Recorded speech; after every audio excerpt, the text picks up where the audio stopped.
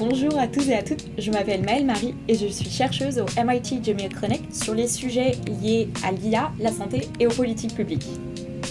Bonjour à tous, je suis Aziz Ayed, je suis doctorant à MIT à la Jamie Clinic et je travaille sur des sujets liés à la détection du cancer. Et on est là pour vous parler de Mirai.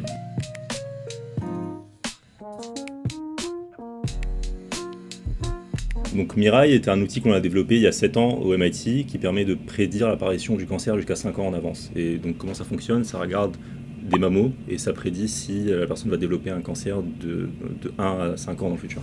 Alors la première question qu'on a reçue est comment est-ce qu'on sait que le cancer va se développer s'il n'est pas déjà présent sur l'image? Et en fait c'est la question qu'on a le plus, c'est une excellente question.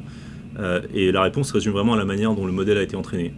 La manière dont les radiologues sont entraînés, c'est qu'on leur présente des images des mammos et on leur apprend à reconnaître s'il y a une tumeur ou non sur l'image. Mirai a été entraîné de manière un peu différente. On a collecté des centaines de milliers de mammos, plus que n'importe quel radiologue peut voir dans sa vie, avec des mammos saines, des mammos où il y avait déjà un cancer, des mammos où des femmes n'avaient pas de cancer mais ont développé un cancer dans 1 an, dans 2 ans, jusqu'à dans 5 ans. Et on a vraiment entraîné le modèle à reconnaître ces signes invisibles précoces, précurseurs du cancer. Et donc vraiment c'est ça, c'est que le modèle a vraiment appris par lui-même à reconnaître des indices, des éléments que les médecins ne peuvent pas voir à l'œil nu, que nous on n'est pas entraîné à voir à l'œil nu, mais qui en fait sont précurseurs et qui indiquent qu'un cancer va apparaître dans le futur. Alors la prochaine question est, qu'en est-il de la gestion des patients? Est-ce qu'on peut éviter la chirurgie? Alors tout d'abord, Mirai ne va pas permettre d'éviter un cancer, mais va permettre de le repérer à un stade beaucoup plus tôt. Donc concrètement, qu'est-ce qui se passe pour une patiente? Donc une patiente va être enrôlée dans un essai clinique.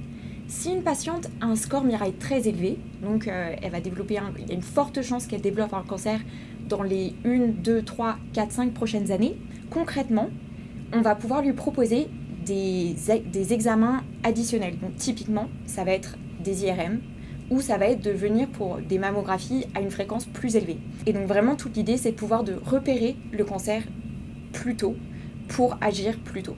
Alors, prochaine question. Est-ce que c'est couvert par les assurances? Alors tout d'abord, Mirai est un outil de recherche, donc bien qu'il soit déployé dans différents hôpitaux à travers le monde, il n'a pas de FDA approval ou de CE mark. C'est aussi un outil qui n'est pas forcément du coup intégré dans les normes de soins, et donc en fonction des différents pays, il ne va pas forcément avoir de remboursement. Donc tout dépend du pays, des assurances, des mutuelles. Et donc, c'est des discussions à avoir avec vos médecins. Si, par exemple, vous avez un score élevé et vous voulez avoir des mammographies à un rythme plus fréquent, c'est une discussion à avoir avec votre médecin. Nous n'aurons bientôt plus besoin de radiologues. Ce n'est pas plus mal d'avoir des outils plus objectifs. Alors, Mirai n'est pas là pour remplacer les radiologues. On veut vraiment que ce soit un outil qui vienne en complément pour que les radiologues, les médecins et les patients puissent faire et prendre de meilleures décisions. Donc, si une femme a un score assez élevé, l'idée est de pouvoir lui proposer les mécanismes les plus adaptés pour détecter un cancer s'il arrive le plus tôt possible. Alors la prochaine question était, est-ce que ça marche seulement pour les cancers du sein ou bien pour d'autres cancers également? La bonne nouvelle, c'est qu'on est un labo de recherche, donc on essaye toujours de développer de nouvelles méthodes, de s'améliorer, de faire avancer la science. Et donc il y a plusieurs volets à la réponse. La première, c'est que oui, on essaie de développer des technologies similaires à Mirai pour d'autres cancers. Il y en a une qui existe déjà et qui a même des performances supérieures à Mirai pour le cancer du poumon, qui s'appelle Sibyl. Et qui est un algorithme qui fonctionne sur ce qu'on appelle des scanners à faible dose de radiation du poumon et qui permet de prédire l'apparition du cancer jusqu'à 6 ans en avance. On travaille aussi sur d'autres types de cancers où on est encore à un stade de recherche, on n'a pas encore des technologies établies, mais notamment c'est le cancer du pancréas, le cancer de la prostate. Et on travaille aussi sur de nouvelles méthodes pour le cancer du sein, de nouvelles idées pour screener plus tôt et pour attraper les cancers plus tôt. Donc si vous voulez avoir plus d'informations et rester informé, suivez notre page Instagram, suivez notre page LinkedIn, suivez notre site MIT Jamie Clinic. Alors, est-ce qu'on peut l'essayer aujourd'hui? Est-ce que je peux participer à un essai clinique? J'ai été informée que j'ai les seins denses. Très concrètement, pour pouvoir l'essayer aujourd'hui, première chose à faire, c'est d'aller sur le site du MIT Jamie Clinic.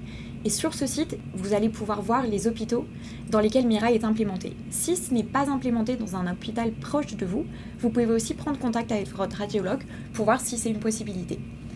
Par rapport à la deuxième partie de la question, par rapport aux seins denses, donc il faut savoir que Mirai a été entraîné sur tout type de population, avec des femmes avec des seins denses notamment, et donc sa performance est la même, quelle que soit la densité du sein. Donc la prochaine question était où est-ce que cet outil est disponible. Donc d'abord, cet outil est gratuit et disponible en open source grâce à la générosité de nos donateurs. Et donc n'importe qui peut retrouver le code d'entraînement, le modèle entraîné et tous les poids du modèle, etc. en ligne sur GitHub. On mettra un lien vers notre GitHub et donc tout le monde peut télécharger ce modèle. Cela étant dit, on travaille aussi évidemment avec des hôpitaux, avec des médecins à travers le monde. C'est ce qu'on appelle notre réseau d'hôpitaux. Et en fait, à ce jour, on travaille avec plus de 66 hôpitaux dans une trentaine de pays à travers le monde, sur tous les continents. Et avec ces hôpitaux, on fait deux choses, des essais cliniques rétrospectifs et des essais cliniques prospectifs. Dans les essais cliniques rétrospectifs, ce qu'on fait, c'est qu'on va chercher de la donnée de femmes qui ont eu des mammos dans le passé et pour lesquelles on sait ce qui leur est arrivé dans le futur et on compare un peu ce que le modèle a prédit par rapport à ce qui leur est vraiment arrivé. Dans ces essais cliniques-là, on a validé le modèle sur plus de 2 millions de patientes avec toujours des performances très élevées, plus élevées que n'importe quel autre modèle sur le marché. Et c'est ce qu'on fait avec nos essais cliniques rétrospectifs. Pour les essais cliniques prospectifs, ce qu'on fait, c'est qu'on met en place un protocole qui dit vraiment, vous allez venir, vous allez faire votre mammo, vous allez avoir un score de risque avec Mirai. Si votre score est supérieur à tant, vous allez avoir une IRM ou vous allez revenir dans 6 mois pour une autre mammo ou autre chose. Et on évalue prospectivement l'impact du modèle et de ce protocole sur le bien-être des patients, sur le traitement des cancers, etc. Et donc on a aussi des essais cliniques prospectifs. Un exemple de ces essais cliniques, c'est à l'University of Massachusetts, pas loin de nous. On en a d'autres à travers le pays et toutes les infos sont disponibles sur notre site web. Peut-être que les IRM devraient être utilisés comme outil de dépistage. Quel dommage que ce soit réservé pour ceux qui ont des ressources conséquentes. Il y a 2 principales raisons pour lesquelles les programmes de dépistage nationaux se reposent sur la mammographie et non sur les IRM. La première raison, comme ce qui est indiqué dans la question en fait, c'est que ça coûte cher, les IRM, et donc c'est pas forcément accessible à tout le monde. Deuxième raison, c'est que les IRM ont une sensibilité élevée, c'est-à-dire qu'il va y avoir un fort taux de faux positifs, donc beaucoup de femmes qui vont être diagnostiquées avec un cancer et qui au final n'ont pas de cancer. Généralement, ces femmes qui sont diagnostiquées vont devoir avoir des procédures assez invasives comme des biopsies.